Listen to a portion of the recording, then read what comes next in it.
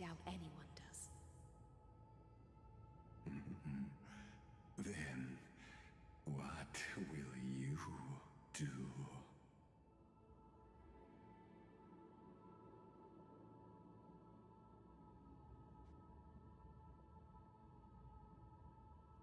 Ceredra. This will be the last time I carry out your decree. Ever since you took me under your banner and made me the Dux Gladiorum, my music has belonged to others. Time and time again, I use the siren's song to lure the unwary into illusions for your schemes and strategies. Now, let the siren Electra sing for herself. Let me step into an endless dream of my own making.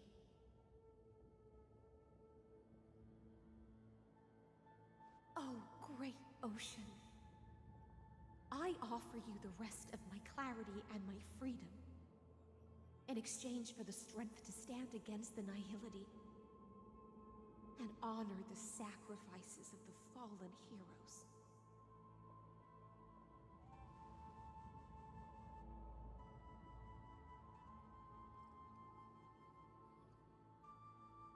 Greyfry, deliverer from beyond the sky. When you ride the current of time and find your way here, you'll hear my solo. It will guide you to the heart of this world. By then, I may still be lost in my self-wrought slumber, but I'll uphold my part of this long relay and guard the shackles that seal the Theoros. Do you still remember? To awaken someone from a siren's voice, you'll need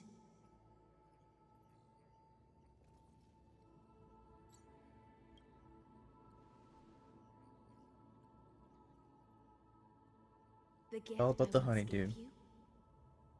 May you still have it when the time comes.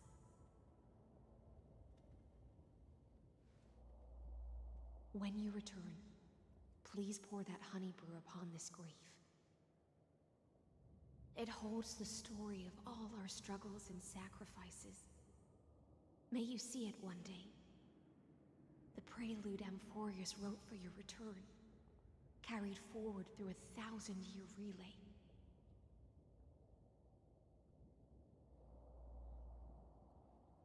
When your mourning ends, I'll likely wake from my dream as well. Then, follow the trail of echoes and find me.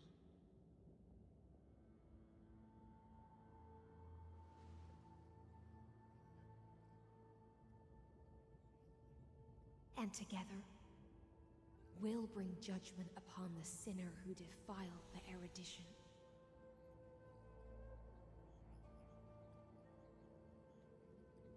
At long last, 33,550,336 cycles and 4,931 years later, Amphorius's final curtain is ready to fall. The shadows within the cave gave everything, yet all they did was mimic life outside its walls. A futile effort steeped in sorrow. Enough! They were no shadows. Everything they did shattered the darkness of this cave, and unearthed the core flame of Trailblaze. And now, with that core flame, I'll light the dawn of Amphorius! Let's go! Do you still choose the will of the paths as your answer in the end? I do not agree with that answer, but I respect your tribute to them. Allow me to take back my earlier words. As an apology, and in the name of Theoros, who saw all destinies in this world, let me join you in mourning. Let us bid farewell to the heroes who sleep here.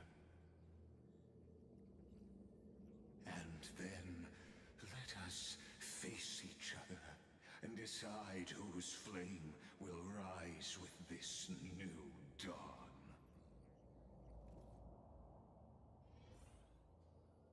I feel like somebody's not dead and pouring this is gonna bring him back.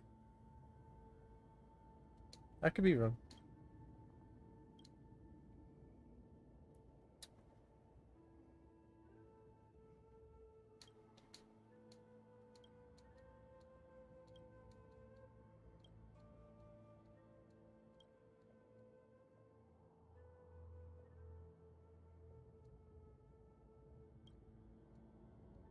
To Virginia.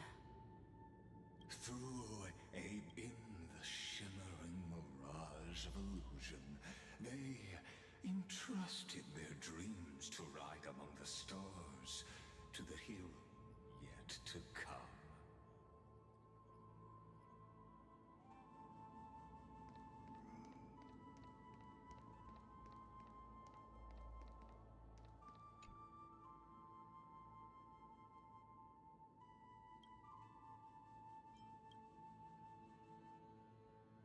To Aglaya, Trebios, Midimos, Castris, Anaxagoras, Cyphera, Hyacinthia. In a relay spanning 1,000 years, they stood against enemies far beyond their strength, and won a bitter victory through what seemed like futile resistance. And in that same 30 million cycles, also marked by futility, they remained steadfast in fulfilling their duty to the experiment, unchanging, unwavering. Let this be the end of mourning the fallen. At last, allow me one final toast to the lost prison warden, a prisoner bound by loyalty.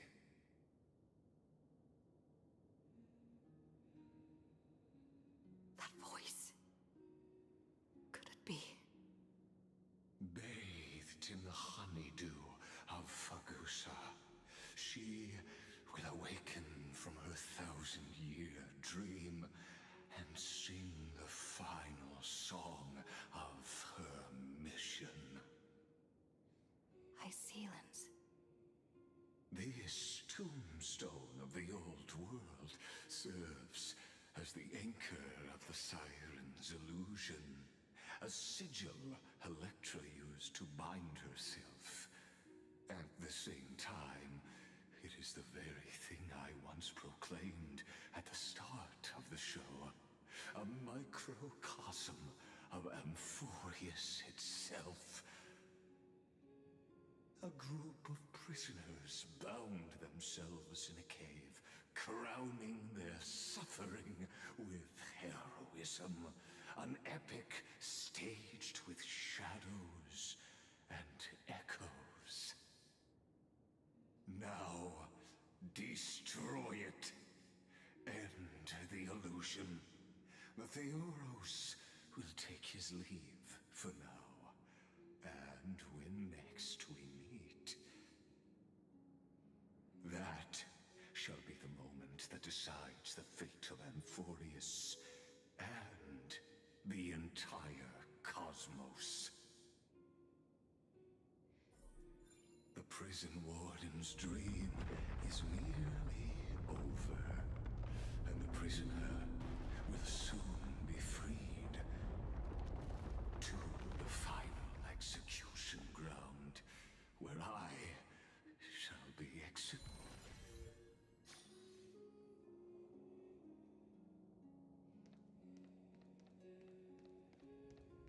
This world and I shall halt here until we meet again.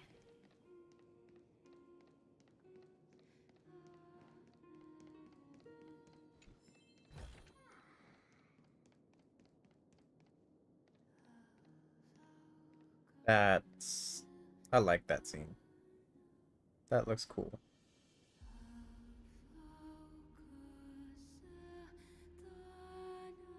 And with music. Oh shit, she's floating.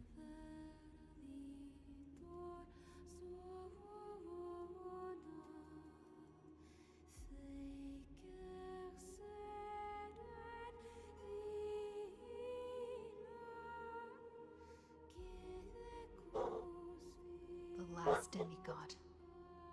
I'm here.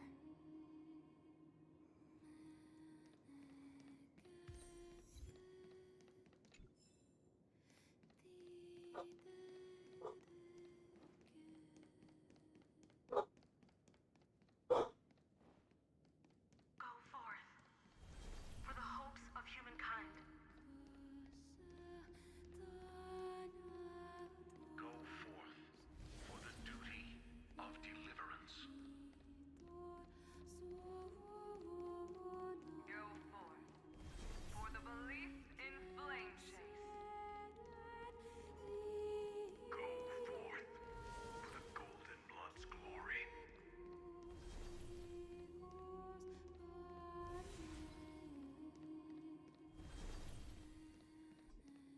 Go forth.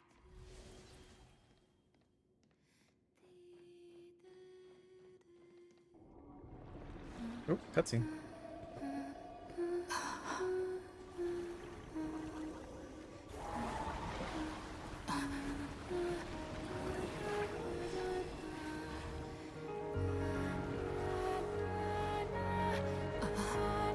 It's time to wake up. Seems like my feast is over. It's now your turn to perform.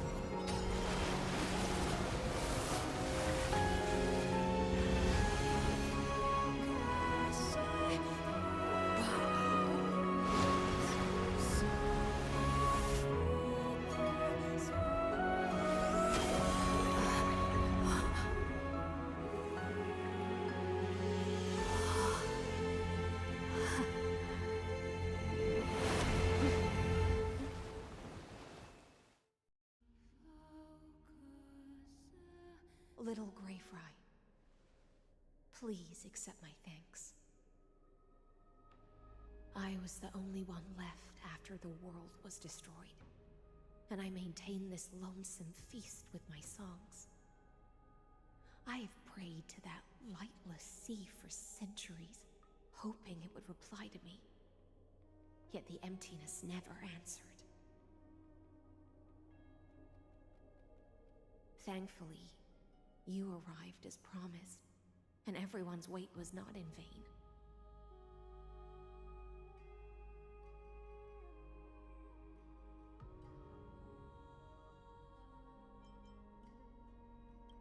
Your song is beautiful. Thank you, final audience of mine. This is probably the last praise I'll ever hear in my life. Now,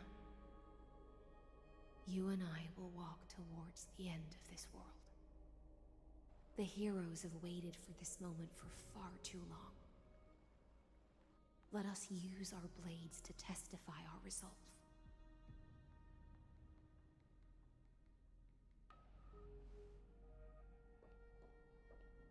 Oh, prisoner of the seas. Theoros carrying 30 million cycles of sin. Slave of erudition. Show yourself. The deliverer has returned. And the time of your execution draws near. I smell a big fight. Who has mistakenly taken fallacies as truths and has returned to the cave to try to bring her friends into the sunlight she once bathed in. Alas, Prisoners will always be prisoners, blind to the very chains that bind them. As the only other existence with free will in this world, I express regret toward your choice. But I shall retain your right to express yourself. After all, every actor should have a final line before they bow out.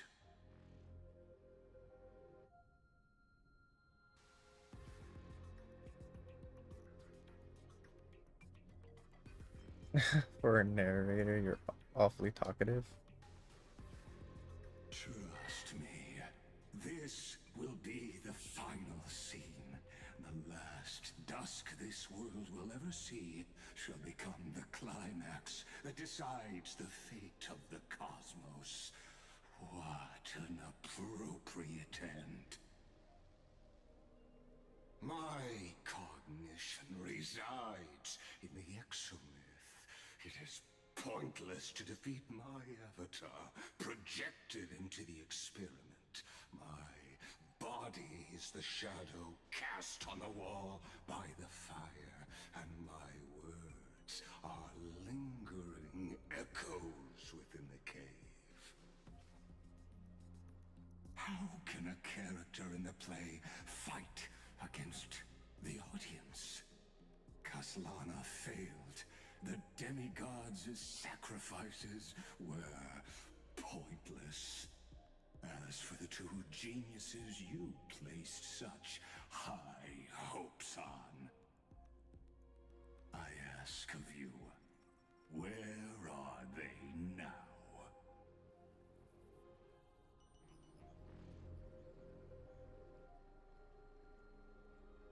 Confusion and epiphany always go hand in hand. That's particularly true for geniuses. You must be very confused about why you could not gain a straightforward victory in a world constructed by an ordinary Intellitron. An ordinary Intellitron? Cut the pretense, Senior Society member. We've torn off your meticulous mask and figured out Amphorius' true form. It's part of the primordial prototype machine, the first scepter ever created. In other words, a detached part of Noos's divine corpus. That's why it has the potential to destroy erudition. As for who would be able to control the Ionic system to rewrite knowledge, only one person has ever managed such a feat. You better have an explanation for the Society. We want an actual answer, not another prolonged metaphor to cover up the truth. Why are you the one doing this? Answer me!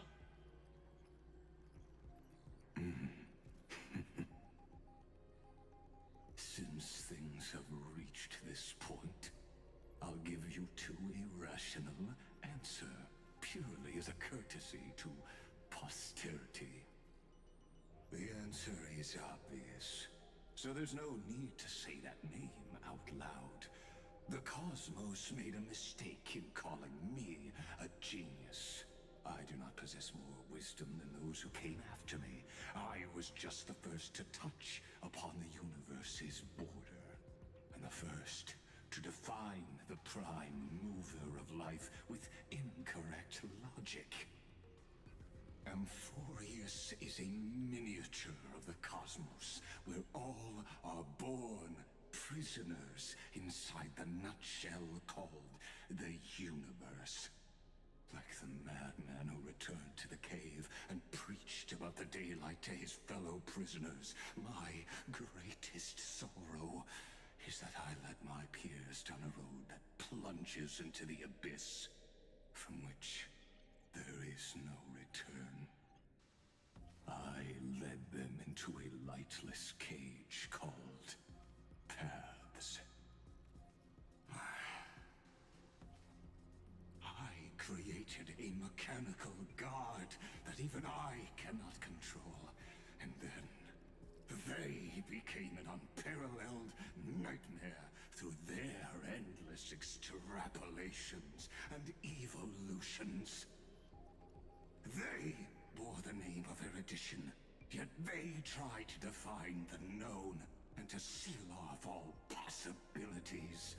No new rules were ever born after their ascension, and humanity will forever be shackled within the cave known as eons. Therefore, as my organic life neared its end, I coded my consciousness using Katorzane algebraic expressions and spread my Oop. logic core over 9 bodies, all to finalize my ultimate denial of Noose in the future, and to erase my wrongs with my own hands. As for Lycurgus, he is only one of these 9 vessels. What an astounding strength of will. As a fellow Pathstrider of erudition, I fully understand your obsession with seeking the truth.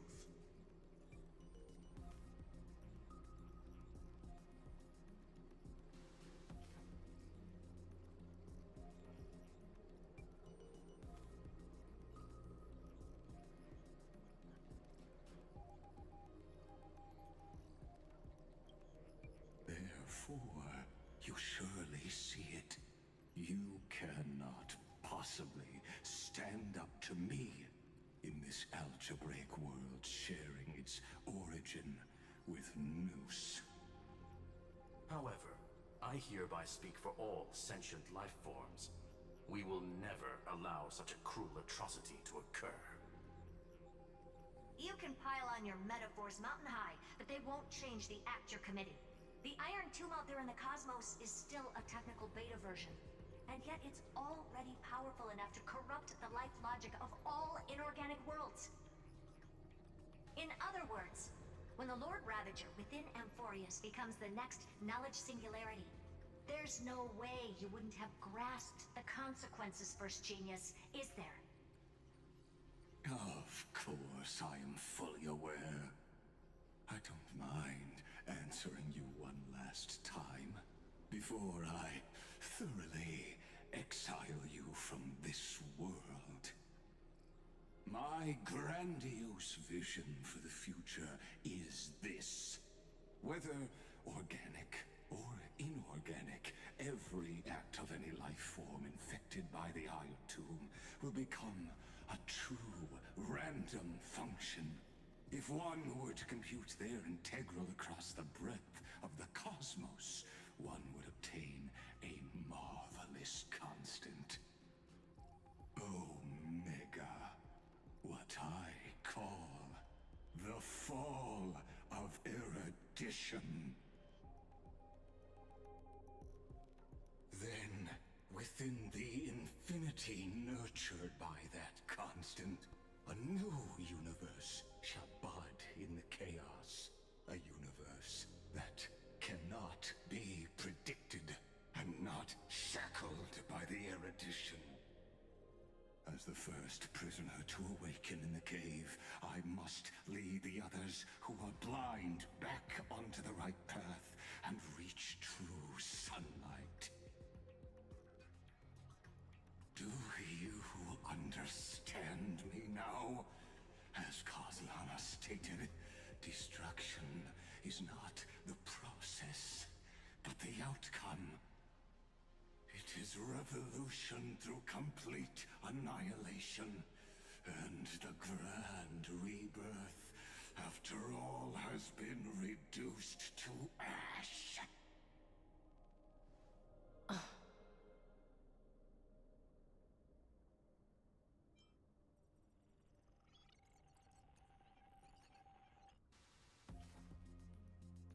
Yeah, you shouldn't be toying with fate. The Amphorians already answered long ago. Be it as tiny fish destined to be swallowed, or as a giant whale poised for a magnificent descent.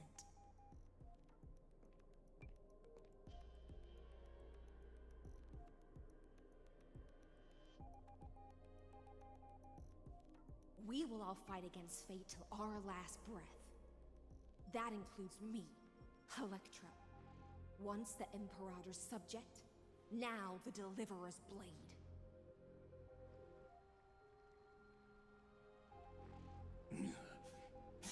Oh, such noble chivalry.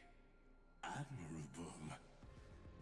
I will also show my true self to you on this momentous occasion as a gesture of respect. And provide an insignificant academic suggestion. Thus speaks Genius Society number 1. Xandar 1 Kuwabara. The Entelechy of the universe's Alpha and Omega. There's no need You sound to important. rage against the truth. Too bad you're gonna die right The now. value of any formula resides only in its answer. As for the process of solving it, no matter how elegant, violent, solemn, or humorous, it is all utterly meaningless. As the Theoros, I will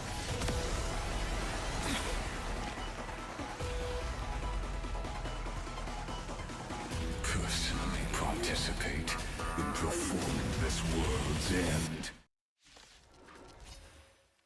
Remember this, as Gnosis Creator, I know more about the depth of knowledge than they ever will.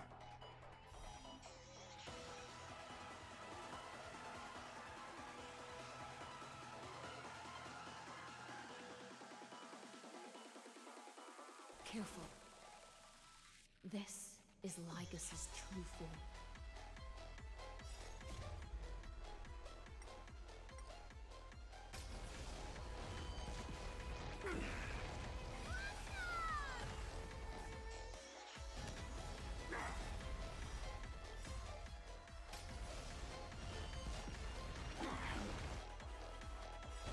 This mortals will watch over you and guide you on your path.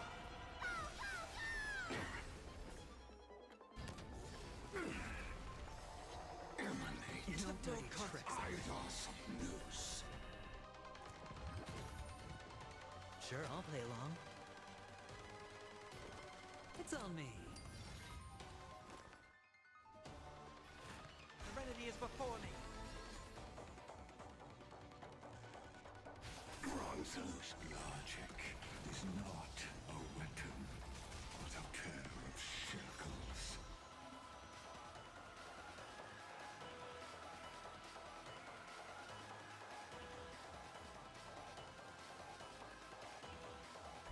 Allow me to shatter them Okay. before you.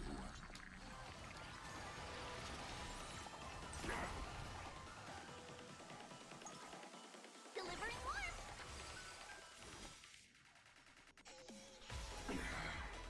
Oh, I pressed the wrong one. Destruction needs no introduction. Let us skip those boring inferences. Is this? I see it! Target.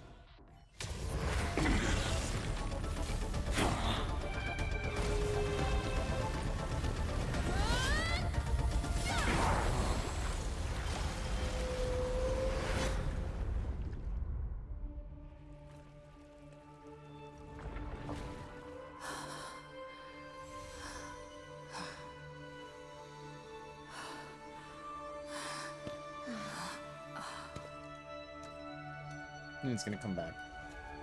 It's not over yet. All is futile. In Erudition's calculations, the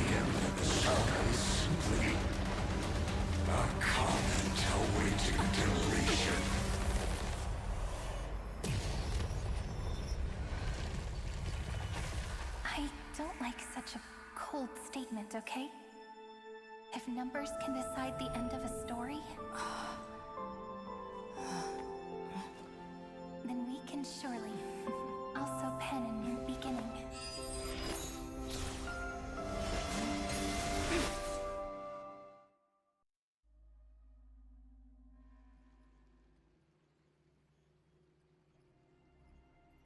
Screwy, what do you think? If your hypothesis of Lygus' identity is true, then even if we remove the restrictions of the Ultimate Protocol, the chances of us defeating him in a head-on battle will still remain lower than the acceptable threshold. Therefore, victory will still hinge upon Miss Trailblazer and Miss Cyrene. Go on. Maybe we're thinking about the same thing. Lygus' cognition resides in the exomyth. He is both an instigator within the experiment and the observer outside of it. Logic. His inspiration circuit can simultaneously process the different time flows in and out of that world. That's where things get tricky.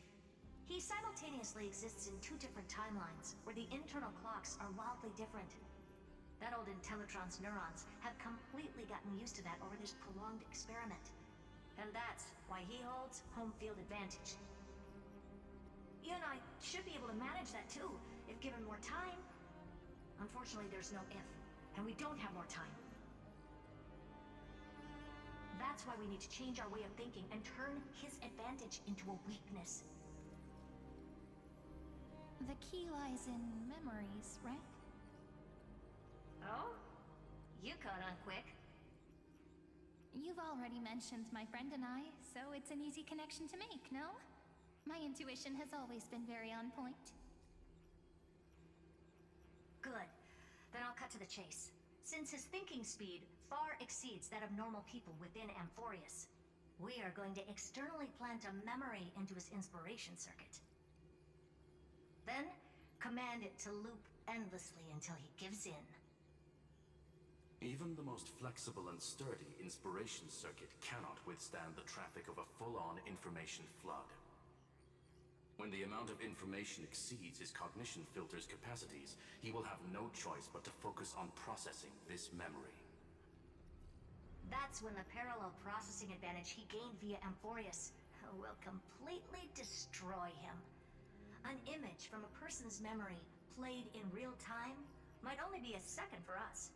But for him in Amphorian time, it could be millions, or even billions of calculations. He won't be able to do anything but watch as he's locked into this prison forged by memories. Then we can entrap him in the same kind of cycle as the heroes were in, and get him to experience loneliness and pain in that endless recurrence. It's my greatest honor to be on the same page as the geniuses. That little one is still in that old Intellitron's hands, and won't be able to respond to us anytime soon. But I don't think she'd refuse. So it's up to you to figure out how to execute this plan. I'm not sure how this happened, but I knew it as soon as I saw you. You are currently a mimetic entity of the Remembrance. Yes. I seem to be something you folks beyond the sky call a memo sprite. But that's fine by me. It suits me perfectly. I can serve as the vessel of memories, and do my part for the fun. But before that, we have to tell you. The path characteristic you exhibit is very special. There's no way you're just a simple memo sprite. However, I'm sure about one thing. You are a mimetic entity born in Amphorius. Yet you only awakened with the little one's arrival and only matured as she embarked on the path of remembrance. That means your existence is completely attached to her memories. If there ever comes a day when she forgets about you for even a few seconds, or loses her last connection with Amphorius, then you must be prepared for the worst. You will disappear in the memory zone, utterly gone, without even a single line of data to remember you by. But that's already happened, hasn't it? No wonder I've always had a weird hunch. But that also means I was right in thinking. As long as my friend and I are together, we can do anything.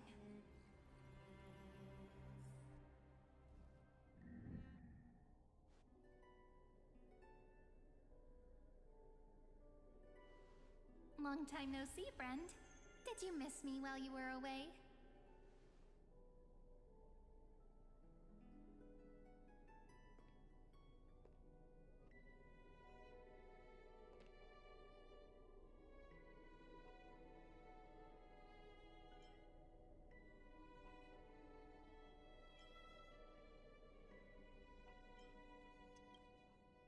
Of course I missed you. How you doing? Well?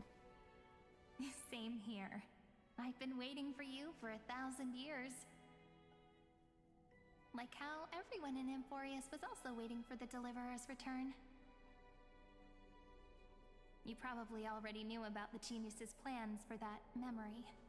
I had to hide really well in a corner in time so Lagus wouldn't find me, and wait for the right opportunity.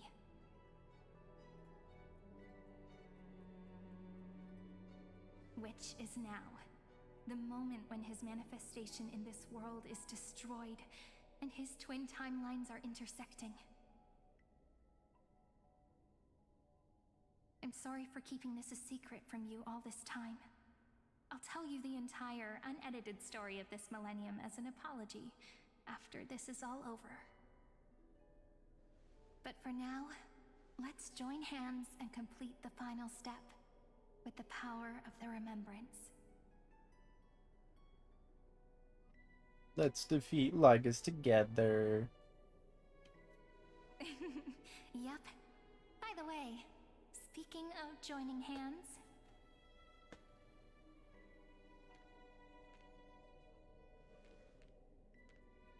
can I please do something before we go on stage? What are you planning? Remember the joke we made back at the Grove? Look! Aren't my hands pretty now? What a fascinating feeling. Like countless memories all swelling up at once. What about you? What did you feel when we touched each other?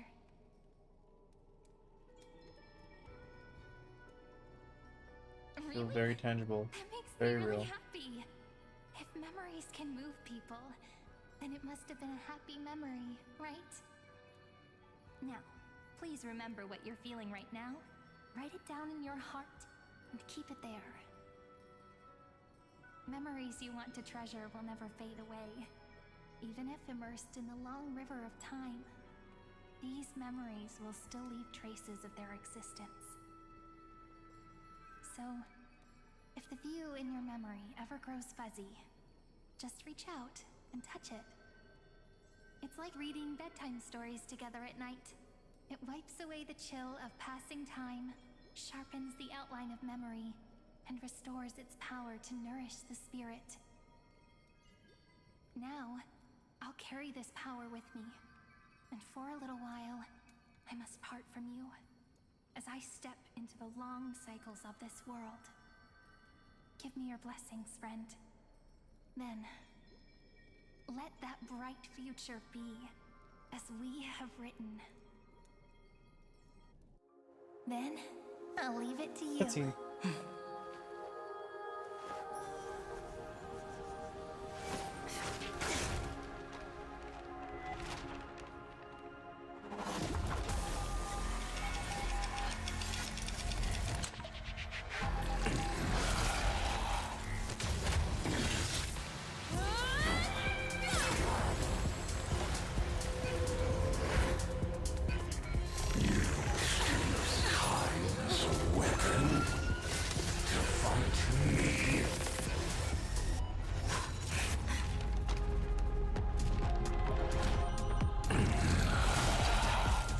Oh, do we just keep reliving the same thing over and over? Domaru, I've come to bargain.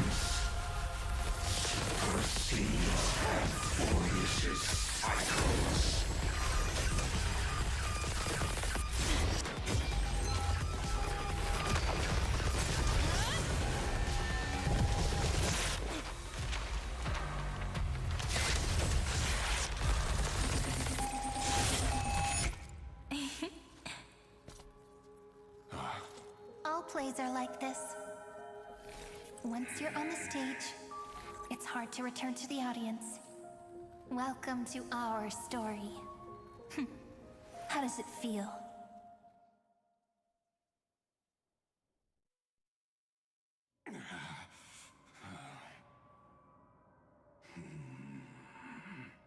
Even the authority of time cannot command the entire scepter, nor can it plunge the Amphorian extrapolation into a loop.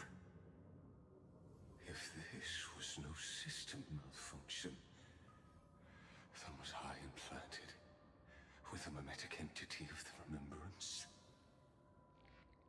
You guessed it right away. As expected from someone people call the first genius. I'm gonna keep doing what I just did if you don't stop, you know? My friend and I won't allow you to leave this memory, no matter what happens. Which means you are now trapped, Lord Xandar. An elegant idea, and an exquisite execution. Regrettably, it is you who are restrained by time, not me. Know that patience is my greatest weapon. Waiting and victory are the same for me. You will crumble before I do in this moment stretched out to an eternity, just like Kazlana will. Yet all I need to do is to wait, as yet another futile bug falls down the cliff and into the bottomless abyss. Now I'm a pink bug? My looks are seriously changing all the time. But you're not wrong. We're definitely not gonna solve the problem if we just put you in another prison. So that's why we never wanted to do that in the first place. I shall answer your confusion purely out of my respect for those who came. Have you heard of the synesthesia dreamscape in the Asdana system? Interestingly, that place once had a prison too. Life forms living in that environment, abundant with memoria, have a chance to connect their perceptions with each other's. Even across great spatial divides, they're able to detect shifts in one another's states. I call this phenomenon memory zone entanglement. In Asdana, people made use of that phenomenon to build a nation within a dream. After adding in the catalysts of harmony and remembrance, that is. Is that how you walked into my prison cell? Using those same principles? I would much rather call this location our negotiation table, Lord Xandar. Nonetheless, your hypothesis is correct. We happen to have an ally skilled in tuning, while the Trailblazer and Miss Cyrene both have an astonishing amount of resolve, which I'm sure you can testify to. I am also sure that with the support of such a resolute memo sprite, our conversation can last for a long, long time. I'm the best at listening to stories, you know? I'll leave the exciting clash of the erudition to you two geniuses. A brainstorm? I like it. And it's 2 against 1? Well, I like it even more. Let's talk, Xandar. Take a guess. How much do you reckon we can dig out of your brain before the next second? And how many ways can we find to deal with you? Besides, in your current predicament, there's no way you can take our trump card away. Go, little one. Go. Overturn the Era Nova. Like Hergus disappeared? It seems you had conducted a secret hunt in the depths that even I cannot reach. In that case, go. Swim onward and give this campaign a fitting end. I Will shall do. send you off with my song, Grey Fry. Thank you. May this song penetrate time and become the prelude to the new world.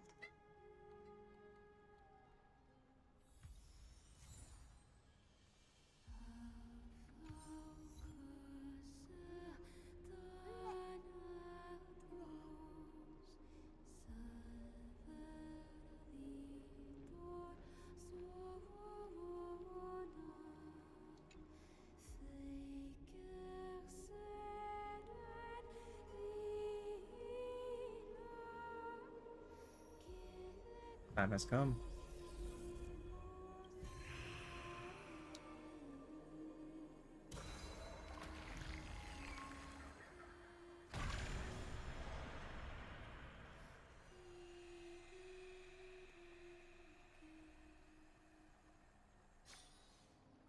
Flashbang.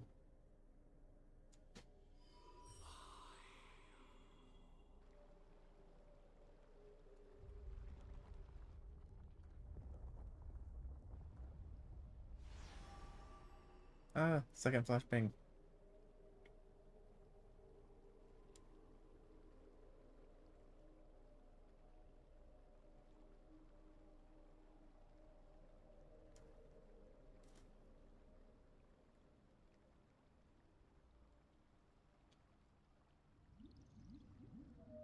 Dux Gladiorum, you have completed your duty. A new dawn is about to rise. Why not swim towards it?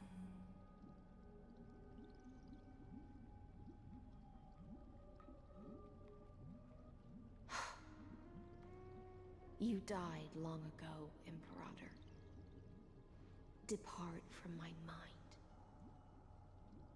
But your duty towards the Imperator did not die with me.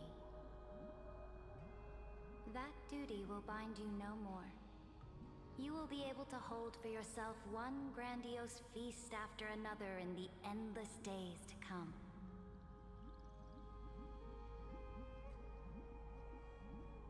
So go. Go and swim towards that ocean beyond the sky with the Deliverer.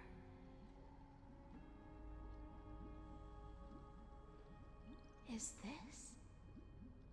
A page out of that sidekick's book. I commanded her to gift this page to you when everything finally reaches the end. What's on this page? Memories. What's in the box? Lifelike memories. That sidekick found me after the bloody feast 1,000 years ago and showed me her diary. I saw within that notebook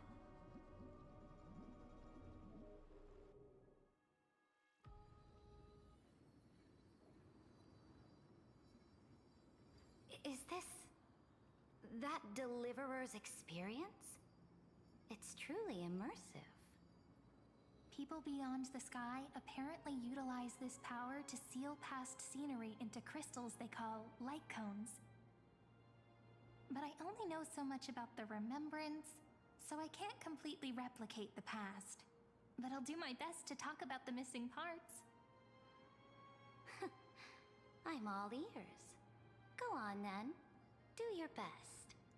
But if your chatter gets too boring, or if I deem it offensive, then law will become forever beyond your reach. Got it. I'm sure you'll find this to your liking. After all, it's human nature to want to embark on a journey into the unknown.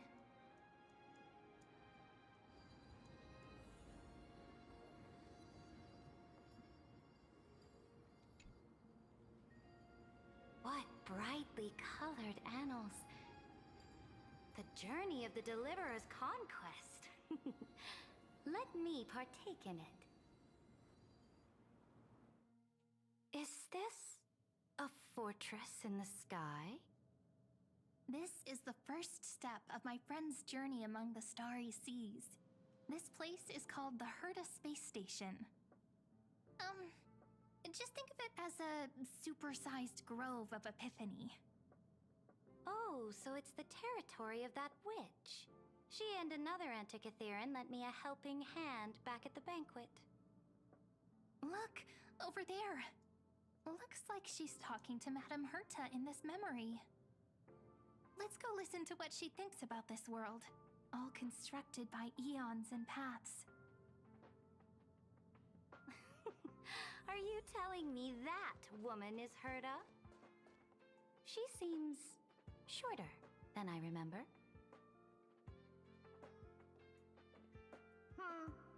Pretty nice space station, huh? But just wait.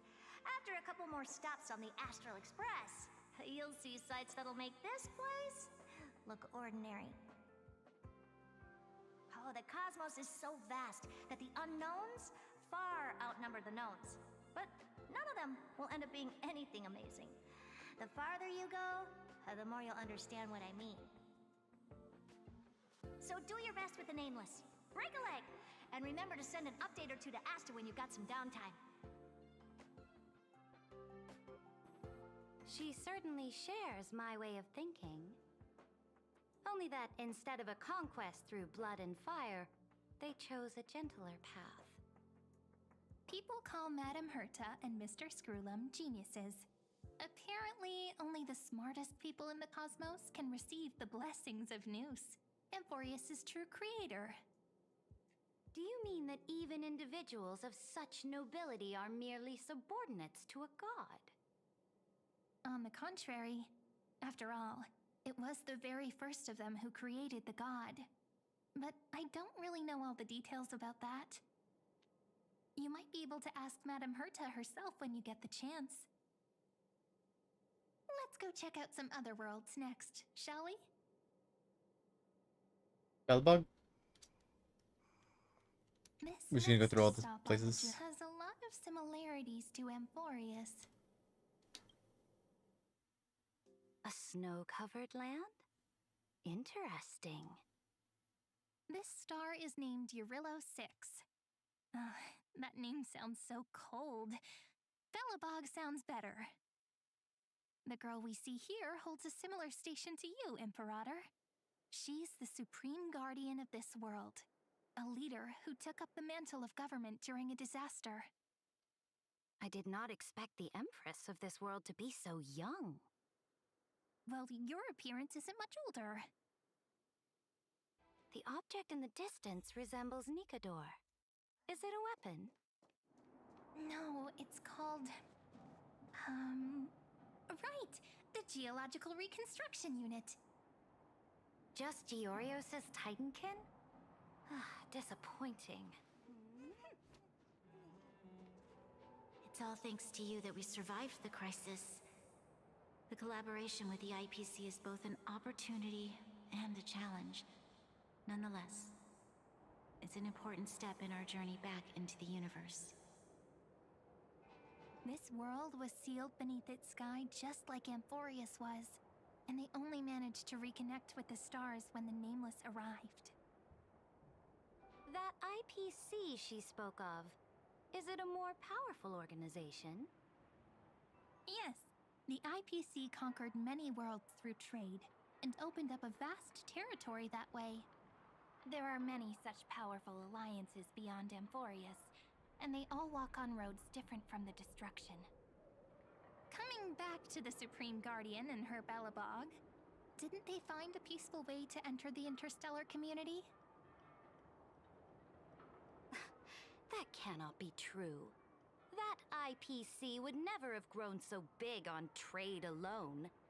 It may pretend to be a wealthy merchant with clean hands, but I am willing to bet that it grew fat on gory oppression and bloodshed. Its path of conquest must have had no mercy for the weak and would have destroyed them if needed. Are you telling me that this snowland never thought about tossing its dignity to the wind and kneeling to the IPC? I will not believe it.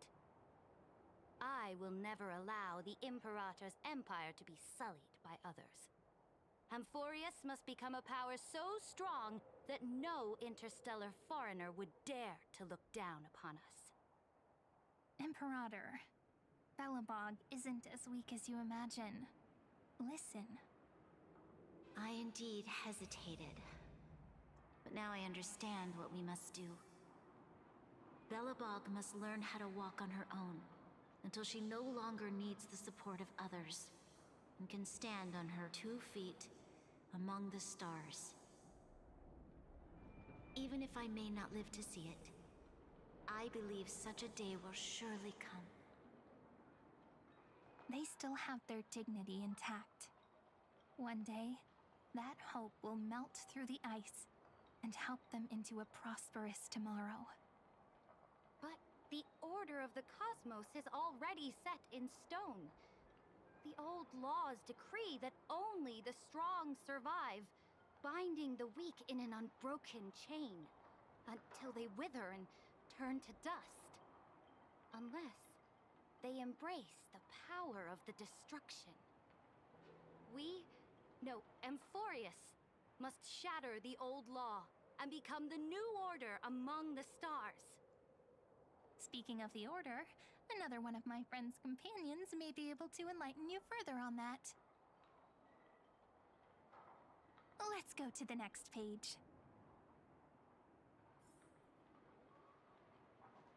Went to the Liofu? This next world is a nation of dreams. The first time I heard about that place, I didn't even know what to think.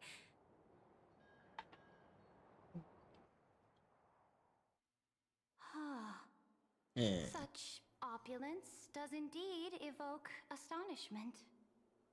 This world is called Penacony, an eternal city built upon a land of dreams. It's also my friend's previous stop, where they went through a risky but exciting adventure. Tell me about it then. That man standing afar has wings on his head. I am truly curious.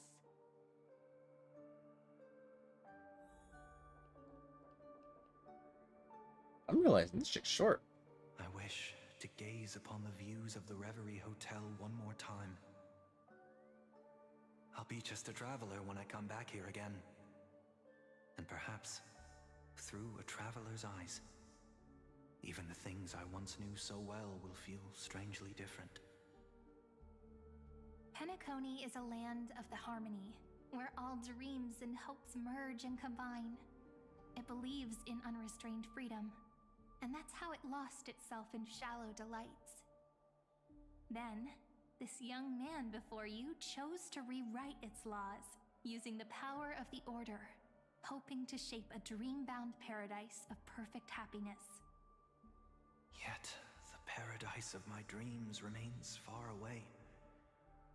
Perhaps a brief journey with the Nameless can show me more possibilities in my search for paradise. As for what Penacony should look like, it'll be up to her. No. Up to their trailblazing now. Ah, it sounds like this ideal kingdom is no more. That's right. The people chose to wake up at the end. You can't see tomorrow when drowning in sweet dreams. This individual's law acknowledged only gods and constructs, leaving no space for humanity. And yet, the fact that he could accept defeat and resume his journey shows a rare self-awareness and clarity of mind. You are also very self-aware, Imperator. Then you must know that the world promised by the destruction also has no place for humanity. I am indeed very aware of Lycurgus's honeyed words of deceit.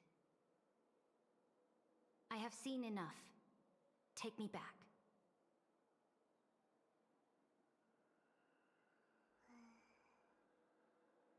Then let's wrap up this trip down memory lane with one last scene.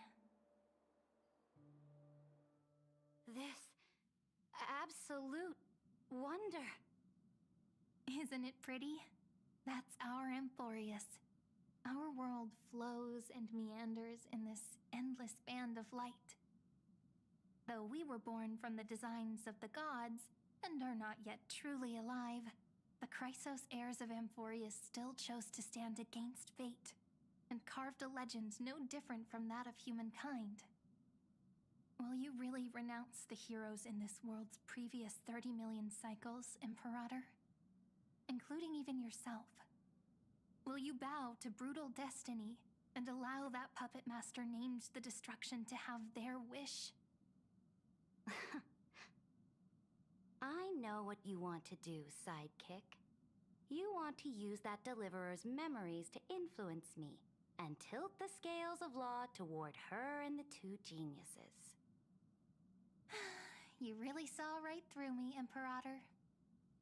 How can one rule an empire if one is incapable of understanding people's minds? I have decided on Law's final destination. However, before I move my next chess piece, before we go on, tell me this, sidekick. Throughout her trailblaze, was there ever a memory of the ocean?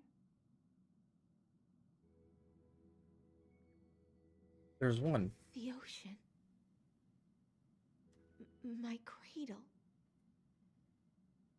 My home. You shall complete your conquest in the ocean at the boundaries of this world, and eternally slumber in the sound of tides. You shall eternally slumber in the sound of tides, and complete your conquest in the ocean at the boundaries of this world. Our prophecies aligned as flawlessly as a sea snake circling upon itself. An elegant loop, like a joyful hymn, like the circulating ocean current, like our two fates, like Amphorius itself.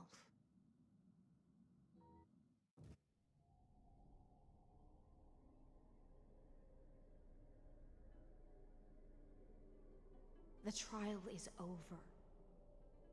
So tell me, who will own the divine authority of law? I won't give it to anyone. What? I am the law. Why should I give my imperial crown to any other? Both the Deliverer and the Theoros came from beyond the sky. They have no right to interfere with the lands I conquered with my own two hands. The law of Amphorius shall be determined by Amphorius's master. What exactly did you see in the trial? Everything. I saw everything regarding the rules of this world's operation. I saw the laws of extrapolation that Theoros spoke of. I saw the ultimate protocol. As long as I offer a sacrifice of equal weight, I can rewrite the laws of this world according to my will.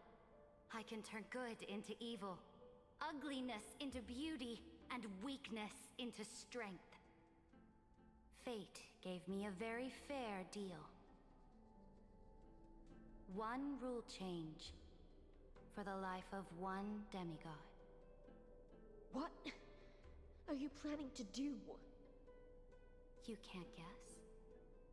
We can conquer the stars without relying on any power from beyond the sky. We just need to make some reasonable sacrifices. Your ambitions have already made so many people give up their lives for the law. And you're still not done? I am determined for Amphorius to stand on her own 2 feet among the stars. You are beyond reason. You think such a simple and hypocritical statement can justify your atrocities. There's no new without destroying the old. That's what you consider an atrocity? Ironic, for that is also the unchanging law of Amphorius's revolutions. Ever since the Flame Chase prophecy resounded in the distance, fate has decreed for the Chrysos heirs to ignite our blood and illuminate this dark age. People would still be puppets of the old dynasty if it weren't for my conquests. But your world doesn't seem to be any different from your predecessors. Bloodshed, tyranny, oppression. You're making the same mistakes they did. Go and see everything for yourself. Go to any library I've built. Go listen to the rumors on every street corner. Go and witness how the Imperator crushed the old laws and forged new ones. Go and see what my conquests brought to this world. I cleansed the Chrysos War's filth, and mended all the conflicts left by the Arabellica. I restored Akima's might, and allowed mortals and Chrysos heirs to face each other as equals in the Council. I punished all sins, and rewarded all achievements. I smashed Talantin's shackles, united humankind to save themselves, and started the Flame Chase era. That's what the Imperator has done in her glorious life. So now, hearken to my final words. History will eventually forget Ceridra. But it will never forget the Imperator's people or the Flame Chase era she began. Final words.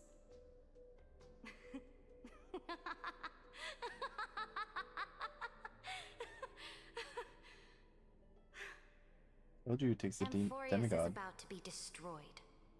There's no time left for pointless debates. There is only one law I want to overturn to aid the final battle of deliverance. So I will only offer the life of one demigod. In the name of the Imperator, I command you one last time, Electra. Either sacrifice yourself for conquest, or pierce this tyrant's chest with your sword. Thus, the Imperator concluded her final speech. At the end of her life, at the last moment before she stepped onto the altar, she gave her most loyal subject the choice to decide fate, just as she promised her compatriots before her very first campaign. My blood flows in you now. Heroic compatriots, follow me, and we'll seize fate's reins! The Imperator fell. Some say that the Dux Gladiorum turned traitor and killed her liege. Some say that she imprisoned the tyrant in a shallow pond of water, which meant the Imperator had to kill herself to rewrite the law. There are countless stories about her death.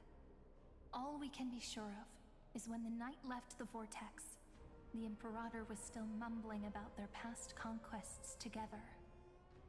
The beginning and the end of her existence. Imperator, wait! How could someone of your status come to the front lines? Let me be the flag bearer! The troops defending the pass to the west of the Grove, have they surrendered? They ran as quickly as they could when they heard your name. The Golden Cocoon Pass is now in the First Legion's hands. Good. What about the Delosian militia? The Third Legion set fire to the mountains and flattened everything west of the basin. They just need a few more days. That is enough. We cannot afford to miss an opportunity for victory. Lastly, how many Ladonian cannons are left? They are no more. The Second and Fourth Legions have destroyed them all. Very good. They now have no way out, no reinforcements, and no artillery support. We will be able to liberate the Grove of Epiphany in the blink of an eye. We will launch the final charge 1 quint after the curtain fall hour tomorrow. Remember, as long as the Alliance's flag still flies on my shoulders, you must keep moving forward. Just keep Take moving, no prisoners just among keep the enemy moving. soldiers. All sages who resist are to be captured and tried according to martial law. And do not destroy any books. Now go! Notify the entire army! Understood! Those who are resolved to die, We salute you. Reporting in. The mountain dwellers are resisting fiercely, and the legendary Mountain Breaker has personally engaged in battle. Their formations are nigh impenetrable. Then cease our frontal assault. Send scouts to all legions and tell them to retreat into the Tritos Plains before the parting hour. What? Are you planning to surrender? It's a strategic change of plans. The seismic walking dragon is enough for that battlefield. Walking dragon? You mean that stupid beast, Terravox? What can they even do? Stupid? No. They are the wisest of all of Giorio's creations. Only they can perceive the currents of time. Let them deal with their earthly brethren. We will advance and take the lead in defeating what remains of our enemy. I will deliver the most fiery retribution for the humiliation they dealt us, and crown myself with a god-slaying wreath. Understood. I'll see to it. Those who are resolved to die, we salute you. The Temple of the Three Fates sent a letter, Imperator. They refused to surrender, and said this letter is their last warning to us. Tell the commanding officers not to launch any attacks unless they receive the Imperator's handwritten approval. Disobedience will be punished by death. What are you doing? The priests of the Three Fates aren't soldiers, but politicians. Do not mistakenly believe they don't have a plan. These dying pests will wring out every idea from their brains, all for short-sighted gain. They are much shrewder than we are. I am inferior to them in that regard. They also have the prophecy to wield as a weapon, something I am not blessed with. Launching an unplanned attack will only disadvantage us, as all of Amphorius will judge our actions. Which means I will be heading to the battlefield myself, just as I have always done. This time, however, I will go alone. I will conduct secret negotiations to ensure fate is on our side. Understood. The legions will make their preparations. Those who are resolved to die, we salute you. Why are we not allowed to march out with the army, Imperator? This will be a long voyage with no return. Those of you who bear the prophecy cannot. Why are you personally leading this battle if it's doomed to fail? The Flame Chase journey cannot be without a leader. That is correct. The Empire will be without a head when the Imperator falls. But remember, as long as you seize the right opportunities, even a chaotic game will remain winnable. My departure will create a long staircase for you. You will understand what I mean when news of my death reaches your ears. Saridra, is our journey about to be over? Destroy the old laws and forge new ones. My conquest has reached its limits within the borders of Amphorius. Since the prophecy already decreed that the Imperator would never conquer the stars as she wished, I will bow out here and try no more. More Chrysosairs bearing divine authority will be born, and many more heroes will arise. Will they demand peace or war? Will they resist tyranny or become the next Imperator? I do not care. The children of the future will decide for themselves. Do not mourn for me. Anyone can kill the Imperator, but the only one who can truly destroy her is Saridra. At the end, I faithfully recorded the most important battles in the Imperator's life. Her conquest was about to be completed at this point in the story. However, for some reason, a memory suddenly entered my mind just as I was about to put down my pen. It was a journey on a fantastical train. I had the honor of having a heart-to-heart conversation with the Imperator under the stars, and I asked her this question at the end of that discussion. How do you want history to remember you? As a hero who gave up her life for the flame chase? Or as a tyrant? She answered so quickly, as if she had made up her mind long ago. I would rather be forgotten than be defined.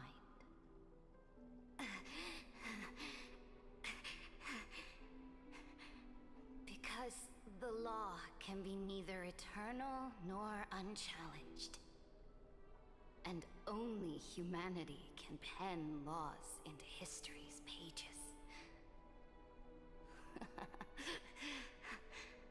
Now, I have shattered the greatest law of Amphorius. The game is nearing its end. Dux Gladiorum. Even though you killed the Imperator in the previous 30 million cycles,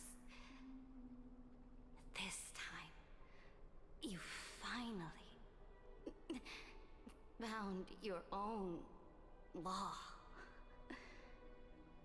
Then, High Sealants, Electra.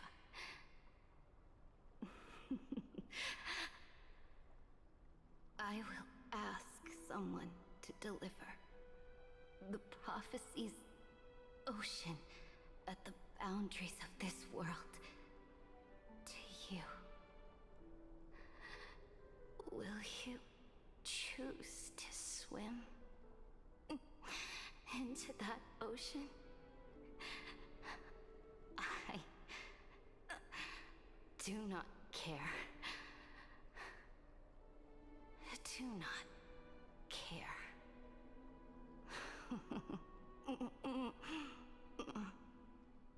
The Imperator muttered about her conquests, and news of her death spread in the city.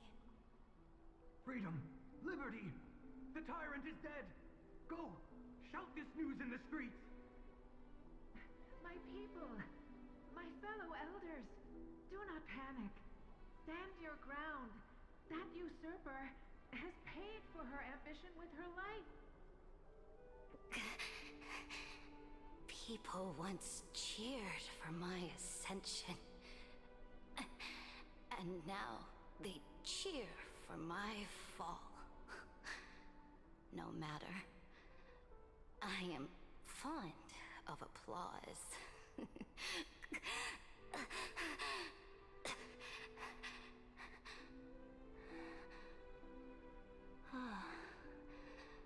I see the cosmos, the battlefield that I cannot reach. I will return in the next cycle. The stars will hear my legion's war drums.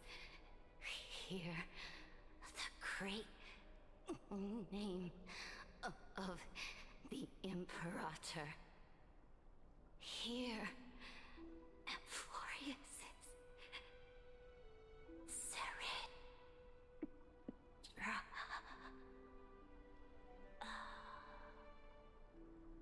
To this day, we do not know which rule the Imperator overwrote at the cost of her life. Perhaps the truth will only be revealed at the moment of checkmate, just like every chess game she ever played. We only know her death inflamed Akama. On one side of the city, those who defended liberty toppled her statues to the ground. On the other side, her supporters put themselves between the masses and her monuments, declaring loudly that the Sovereign is still among the people. It is said that golden blood congealed into the same letters everywhere they fought. It was the name borne by Akama's first and final Sovereign, the Imperator Ceridra. But the one who bore that name did not see any of this. Her gaze was cast far away, and the sound of tides in her ears drowned out the people's cries. What was the Imperator thinking about in that prophesized ocean at the boundaries of this world? In that shallow puddle of stagnant water, was she reminiscing about her past conquests? Or repenting for the millions killed for the flame chase? It was neither. The Imperator only saw how the surface of the water gleamed like that crude chessboard, dissected by light and shadow in the afternoon when her teacher played against her for the first time. Look at this chessboard. What do the pieces look like? They are strangely beautiful. They look like the stars in the night sky ablaze.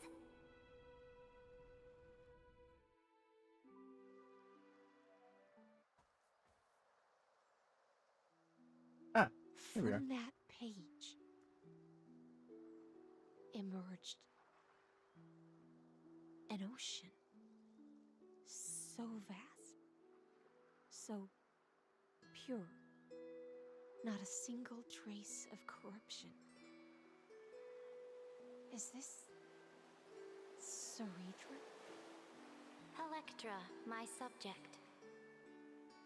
Ever since you walked out of the tainted ocean and pledged yourself to me, I have seen the abyss in your eyes and the emptiness in your heart. That was why I promised you a new ocean, where the Imperator's ambitions would serve as the currents, and loyalty would be its light. Electra, my subject. You have done your duty as my blade. The prophecy has now made its final decree on the road I intend to walk. My conquest is doomed to never reach the stars. But the Imperator never makes empty promises. So take this memory, this ocean, beyond the sky, as witnessed by the Deliverer. This is the final gift that the Imperator can leave for her subject.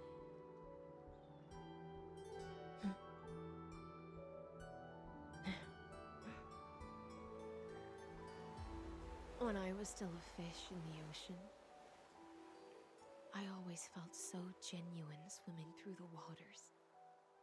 But once I stepped onto land, I found myself caught in a play.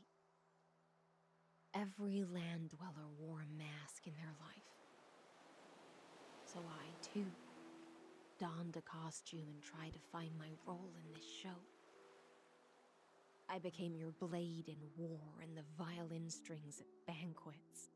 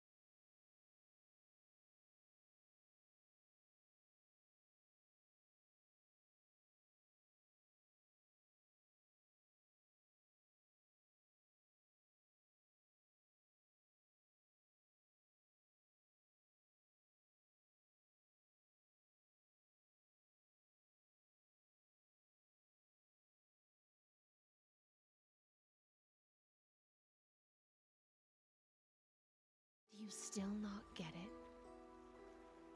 I do not long for the oceanic depths of my homeland. Nor do I crave the swelling seas beyond the sky. Perhaps even I don't know what I want.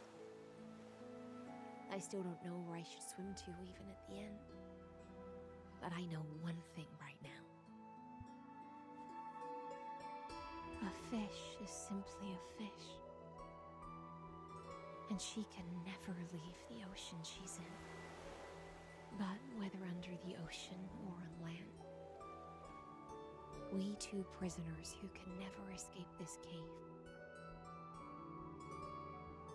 can still look outside the cave and see the stars. I have to admit, the 12-factor simulation of life in this experiment has far exceeded my expectations. Make your choice then, Senior Society member. Do you want to keep walking down the wrong path and be remembered for your incorrect conclusions? Or do you want to return to the audience's seat and give yourself, Amphorius, and the entire cosmos a more fitting end? I must refuse. A dead man never fears death. Did I not make myself clear? Have you forgotten about our dear Lord of Silence? You wouldn't want her to consider your 8 other clones as cancers within the erudition and chop them all up, would you?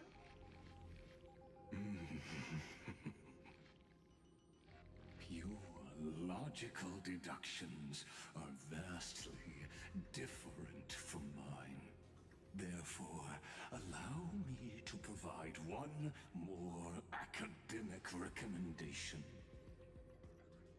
Listen, my peers. Why don't you look beyond this world? Just as the Chrysos heirs did. Re-evaluate your calculations and take into account all enemies in the upcoming war among the eons. Amphorius is not a place where 3 paths entangle, but where 3 paths fight to the death.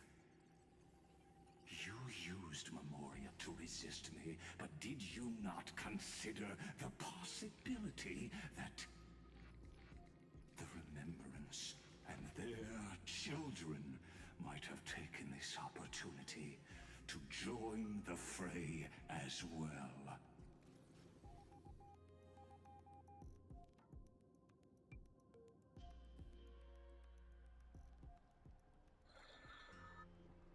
Oh. So this isn't just silence. It's the answer. What was the last thing she said to you before you parted the waters at the Scale Gorge waterscape? A tricky question, but one with a simple answer. She didn't say anything back then, right?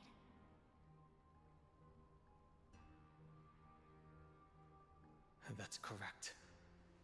And now I'm sure. You are not March 7th. There's no way she would remember that detail.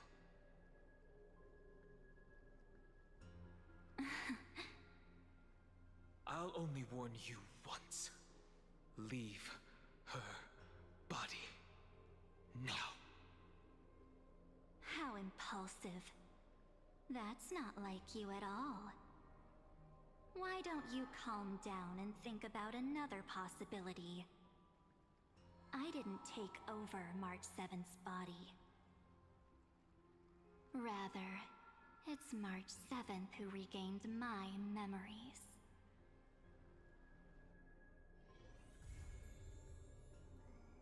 Damn.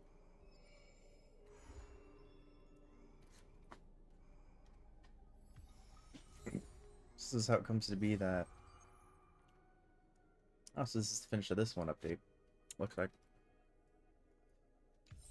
How it comes to be that you know, Don Hong has a new form as well.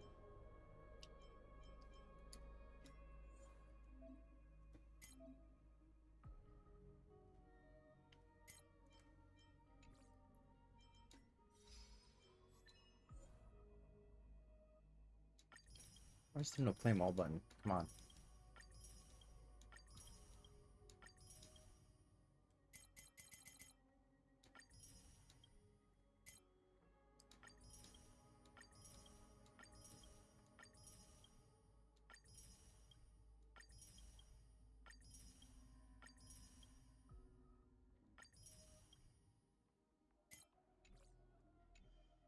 All those grabbed. Oh. Oh, I need to be doing that then, eventually.